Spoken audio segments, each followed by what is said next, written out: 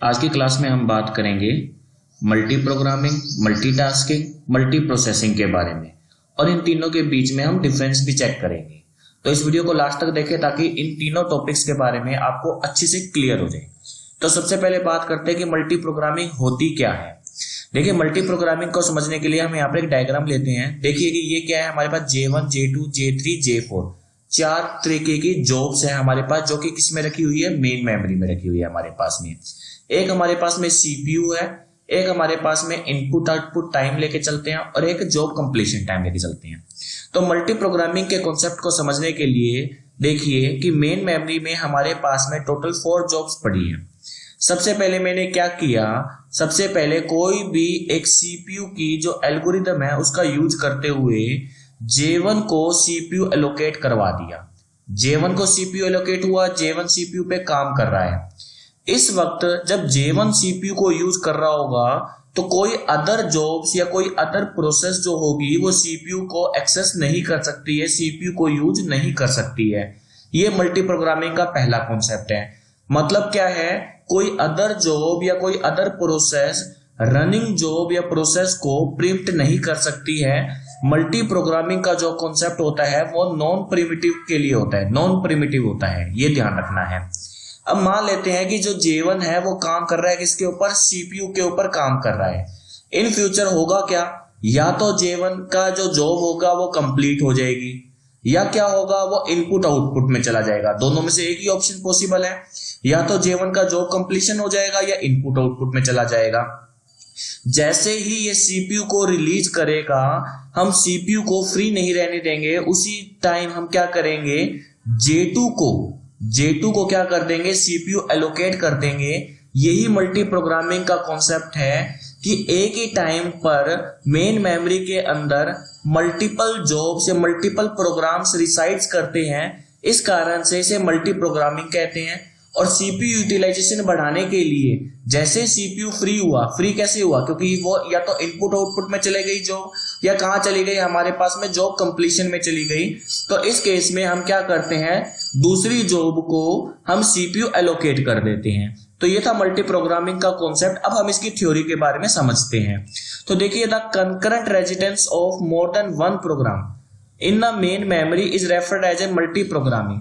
कि concurrent residence मतलब एक ही टाइम पर एक से ज्यादा प्रोग्राम मेन मेमोरी में रहते हैं। इस कारण से इस कॉन्सेप्ट को क्या कहते हैं, मल्टी प्रोग्रामिंग कहते हैं। As soon as the currently executing program finishes its execution, जो करंट में एग्जीक्यूट हो रहा है, अगर उस प्रोग्राम का फिनिश हो चुका है एग्जीक्यूशन या क्या हो चुका है, वो इनपुट आउटपुट में जा चुका है, जैसे कि मैंने अभी बताया, तो नेक्स्ट प्रोग्राम डिस्पैच हो जाएगा किसके लिए, सीपीयू यूटिलाइजेशन के लिए, ताकि हमारा जो सीपीयू का मैक्सिमम टू मैक्सिमम हम यूटिलाइज कर सके। ये था मल्टी प्रोग्रामिंग का कॉन्सेप्ट। ऑब्जेक्टिव क्या है मल्टी प्रोग्रामिंग का, देखो, ताकि maximum to maximum CPU utilisation हो सके। Efficient management of main memory, main memory को भी हम एफिशिएंट वे के अंदर यूज कर सकें। एग्जाम्पल के लिए बोले कि मल्टी प्रोग्रामिंग का क्या होगा, तो जितने भी एप्लीकेशन सॉफ्टवेयर है, एप्लीकेशन सॉफ्टवेयर जैसे कि आपके पास में कोई भी मीडिया प्लेयर हो गया, कोई भी ऑफिस हो गया, MS ऑफिस आप यूज कर रहे हो जिसके अंदर वर्ड, एक्सेल, पावर पॉइंट है, कोई भी वेब ब्राउजर है, गूगल क्रोम है, मोजिला है, इन सभी को आप पैरेलल में यूज कर रहे हो। मेन मेमोरी में सब के सब रखे हुए हैं। कभी आप कौन सा यूज कर रहे हो, कभी कौन सा यूज कर रहे हो। मान लो आप एक ही टाइम पर क्या कर रहे हो, सॉन्ग्स भी प्ले कर रखा है आपने, और साथ के साथ में आप क्या कर रहे हो, टाइपिंग का वर्क भी कर रहे हो, that is the multi programming. इसी के साथ में अगर आप कोई वेब ब्राउजर यूज कर रहे हो और उसके ऊपर आप मल्टीपल टैब्स का यूज कर रहे हो, कब आपने 2-3 टैब्स के अंदर अलग अलग सर्च की रिक्वेस्ट डाली हुई है, तो वो भी मल्टी प्रोग्रामिंग के कॉन्सेप्ट के अंदर आएगा। तो ये हो गया मल्टी प्रोग्रामिंग का एग्जांपल। आगे बात करते हैं मल्टीटास्किंग की। मल्टीटास्किंग में क्या होगा, यहाँ पर भी कुछ देखो मिलता जुलता सा कॉन्सेप्ट है, लेकिन थोड़ा सा डिफरेंस आएगा कि आप यहाँ पर भी मल्टीपल जो वेब एप्लीकेशन है, सॉरी आप ऐसे कह सकते हैं कि एप्लीकेशन सॉफ्टवेयर है, मल्टीपल एप्लीकेशन सॉफ्टवेयर को एक साथ यूज में लेकर आ रहे हैं, किसके ऊपर, ऑपरेटिंग सिस्टम के ऊपर, ताकि वो सीपीयू को यूज कर सके और अपने आप को रन करवा सके। तो मल्टीटास्किंग और मल्टी प्रोग्रामिंग थोड़ा सा सेम सा लग रहा है, लेकिन डिफरेंस यहाँ पर ये आता है कि यहाँ पर हमेशा क्या होगा, टाइम शेयरिंग होगा। पिछले केस जो था उसके अंदर हम टाइम शेयरिंग की वर्ड की बात नहीं कर रहे थे, टाइमिंग की बात नहीं कर रहे थे। यहां पर ऐसा होगा कि हमें ऐसा फील होगा कि ये तीनों के तीनों वेब एप्लीकेशन या एप्लीकेशन सॉफ्टवेयर जो है वो एक साथ रन हो रहे हैं। हमें ऐसा फील ही नहीं होगा कि एक टाइम में एक चल रहा है। जबकि मल्टी प्रोग्रामिंग में क्या था, एक बार में हम एक ही एप्लीकेशन को इस्तेमाल कर रहे थे, लेकिन मल्टीटास्किंग के अंदर एक टाइम पर हम मल्टीपल एप्लीकेशंस को रन कर सकते हैं।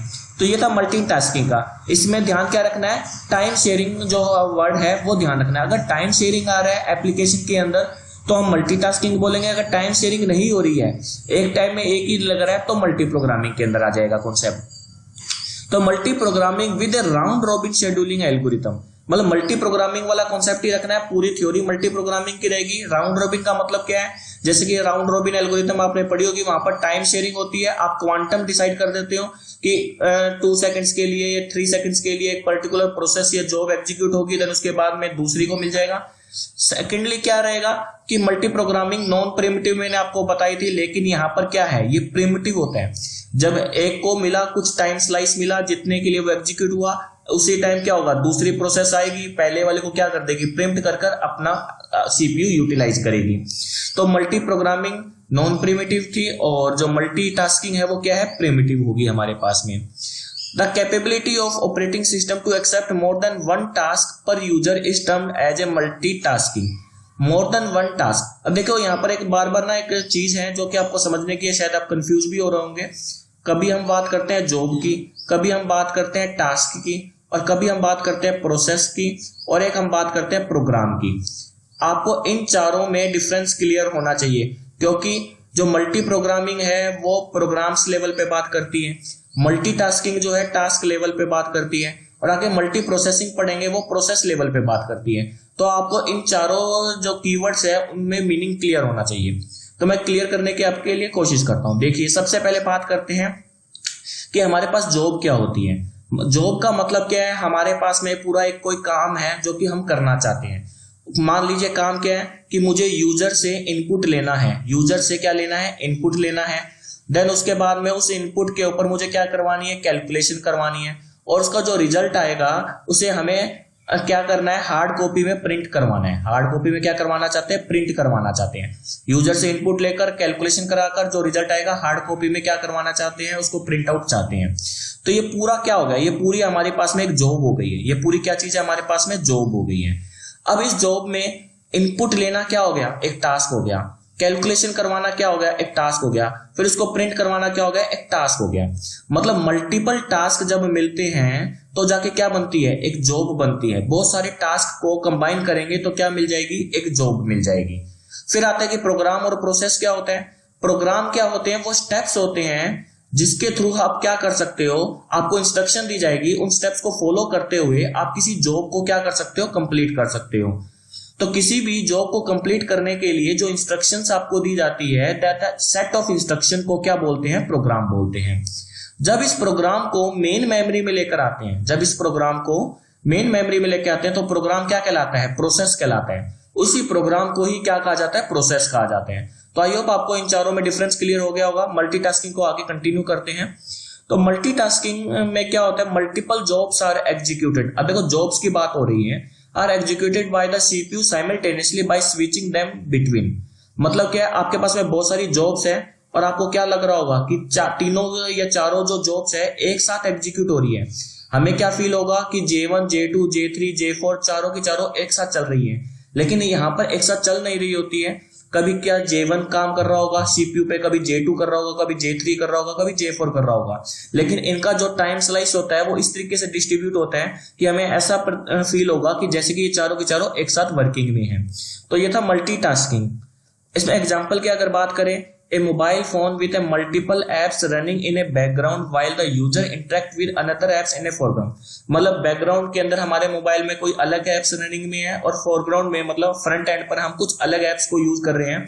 तो ये हमारे लिए मल्टीटास्किंग का कॉन्सेप्ट होगा। मल्टीपल जो एप्स है वो एक साथ रन हो रही है। सेम एज एंटीवायरस है, पावर पॉइंट है, ईमेल है, ये कुछ हमारे पास में एप्लीकेशन सॉफ्टवेयर्स हैं या यूटिलिटी सॉफ्टवेयर्स हैं जो कि हम एक साथ रन कर रहे हैं अपने सिस्टम के ऊपर। जैसे कि मैंने अभी आपको कॉन्सेप्ट बताया, तो ये भी किसके अंदर आ जाएगा, मल्टीटास्किंग के अंदर आ जाएगा। बात करते हैं मल्टी प्रोसेसिंग की।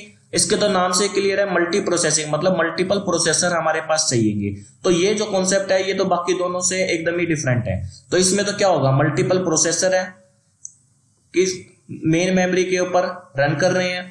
हर प्रोसेसर के पास में अपना अपना क्या होगा, प्रोसेस होगी। हर प्रोसेसर के पास अपनी अपनी प्रोसेस होगी, अपनी अपनी सीपीयू एल्गोरिदम होगी, और वो क्या कर रहे होंगे, अपनी अपनी प्रोसेस को क्या कर रहे होंगे, एग्जीक्यूट करवा रहे होंगे। तो that is the multi processing. ये मल्टी प्रोसेसिंग का जो कॉन्सेप्ट होता है ये थोड़ा कॉस्टली भी रहेगा, क्योंकि इसके अंदर जो नंबर ऑफ सीपीयूज होंगे वो मल्टीटास्किंग और मल्टी प्रोग्रामिंग से ज्यादा होते हैं। तो ये थोड़ी कॉस्टली प्रोसेस है, और एफिशिएंसी भी यहाँ पर ज्यादा हो जाएगी। क्यों? क्योंकि वहां पर एक सीपीयू यूज हो रहा था, यहाँ पर मल्टीपल सीपीयू है, तो जो आउटपुट आएगा, थ्रूपुट आएगा, वो थोड़ा ज्यादा देखने को हमें मिलेगा। तो a computer using more than one CPU at a time, ये हमने बात कर ही ली है।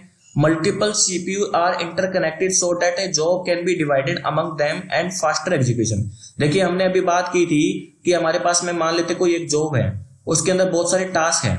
हमने कहा था ना बहुत सारे टास्क मिलकर एक जॉब बनाती हैं। तो हमने क्या किया, एक जॉब थी उसको कुछ पार्ट्स में ब्रेक कर दिया, टास्क 1, टास्क 2, टास्क 3, टास्क 4 में, और हर टास्क को एक एक सीपीयू एलोकेट करवा दिया, ताकि हर सीपीयू क्या करे, एक एक टास्क को कंप्लीट करे, जिससे कि काम क्या हो जाएगा, फास्टर हो जाएगा।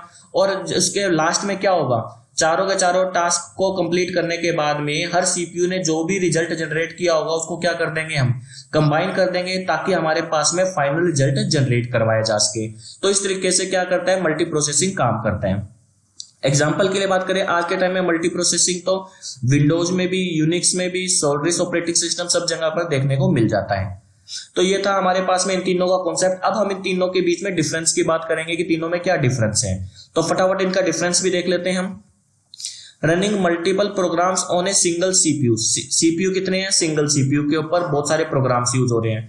Multiple task on a single CPU. देखो मल्टी प्रोग्रामिंग जो है वो बात ही किस पे करती है, प्रोग्राम्स को लेकर बात करती है, और ये टास्क को लेकर। तो प्रोग्राम टास्क इसको लेकर कंफ्यूज मत होइएगा।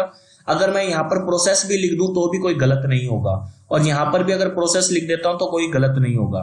तो मल्टीपल प्रोसेस या मल्टीपल प्रोग्राम्स या multiple task on single CPU, concept क्या है, सिंगल सीपीयू का कॉन्सेप्ट है। और यहाँ पर देखिए बस क्या आ रहा है, मल्टीपल सीपीयू आ रहा है। ये एक पहला बेसिक डिफरेंस हो गया कि इन दोनों में सिंगल सीपीयू यूज हो रहा है, इसमें मल्टीपल सीपीयू यूज हो रहे हैं। नेक्स्ट आता है हमारे पास मल्टी प्रोग्रामिंग में CPU and memories are shared among the programs. तो इसमें सीपीयू और जो मेमोरी होगी वो सभी प्रोग्राम्स के लिए कॉमन रहेगी। सेम फॉर मल्टीटास्किंग रहेगा। लेकिन मल्टी प्रोसेसिंग में क्या होगा, ईच प्रोसेस के पास में अपना personal CPU and memory allocate होगी, जिसके अंदर वो क्या कर सकते हैं, उसको एग्जीक्यूट करवा सकते हैं। यहाँ पर अगर हम एल्गोरिथम की बात करें, कौन सी शेड्यूलिंग एल्गोरिथम यूज होती है, प्रायोरिटी बेस्ड शेड्यूलिंग, मतलब जिसकी प्रायोरिटी हाई होगी। लाइक हमने जो स्टार्टिंग में डायग्राम की बात किया था मल्टी प्रोग्रामिंग में, क्या था उसके अंदर J1, J2, J3, J4 4 हमने जॉब्स ली थी। तो उनमें से कौन सी पहले एग्जीक्यूट होगी, जिसकी प्रायोरिटी हाई होगी वो पहले चला जाएगा, सीपीयू एलोकेट हो जाएगा उसको, और सीपीयू यूटिलाइज कर पाएगा। यहाँ पर बात करें, यहाँ पर भी प्रायोरिटी शेड्यूलिंग भी हो सकती है मल्टीटास्किंग में, और उसके साथ में टाइम स्लाइस का कॉन्सेप्ट भी रहेगा। टाइम क्वांटम वाला कॉन्सेप्ट भी हम यूज में लेकर आएंगे, तो वो मल्टीटास्किंग में हो जाएगा। लेकिन यहां पर अगर बात करें मल्टी प्रोसेसिंग में, तो यहां पर हर प्रोसेसर के पास में जो जो प्रोसेस होगी उनके ऊपर अलग अलग शेड्यूलिंग एल्गोरिथम का यूज हो रहा होगा। मतलब यहां पर कोई एक शेड्यूलिंग एल्गोरिथम नहीं होगी। मान लेते हैं अगर 3 प्रोसेसर है तो हर प्रोसेसर के अंदर अलग अलग शेड्यूलिंग एल्गोरिथम का यूज हो रहा होगा। नेक्स्ट बात करें, मल्टी प्रोग्रामिंग में 1 सीपीयू है, इसमें भी 1 सीपीयू है, और इसमें मोर देन 1 सीपीयू का यूज होगा। नेक्स्ट बात करते हैं, यहाँ पर टाइम जो होगा वो थोड़ा सा ज्यादा लगता है मल्टी प्रोग्रामिंग में, आपने देखा ही है। मल्टी प्रोग्रामिंग को ओवरकम करने का जो कॉन्सेप्ट है वो किस में आया था, मल्टीटास्किंग में आया था। ये उससे बेटर है, मल्टीटास्किंग जो है मल्टी प्रोग्रामिंग से बेटर रहेगा कॉन्सेप्ट के, क्योंकि यहाँ पर सीपीयू का जो यूटिलाइजेशन है वो मल्टी प्रोग्रामिंग से ज्यादा रहता है। ठीक है जी, यहाँ पर ये तो सबसे बेस्ट माना जाएगा, क्योंकि यहाँ पर तो मल्टीपल सीपीयूज हैं। तो less time is taken for job processing. 1 process is executed at a time, एक बार में एक ही प्रोसेस एग्जीक्यूट होगी। और ये पढ़िए, 1 by 1 process is being executed at a time. दोनों में डिफरेंस है।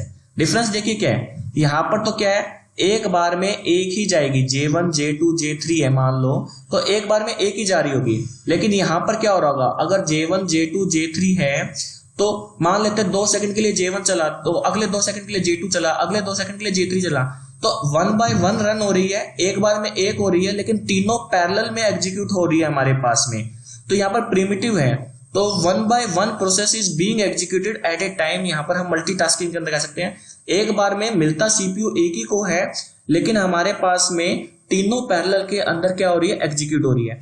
हो तो यहाँ पर भी ऐसा ही कुछ रहा है। देखिए कि अगर J1 को हमने इनपुट आउटपुट के लिए भेज दिया तो J2 जो होगा, अभी J1 मान लेते कंप्लीट नहीं हुए, तो भी J2 क्या हो गया, एग्जीक्यूशन में आ चुकी है।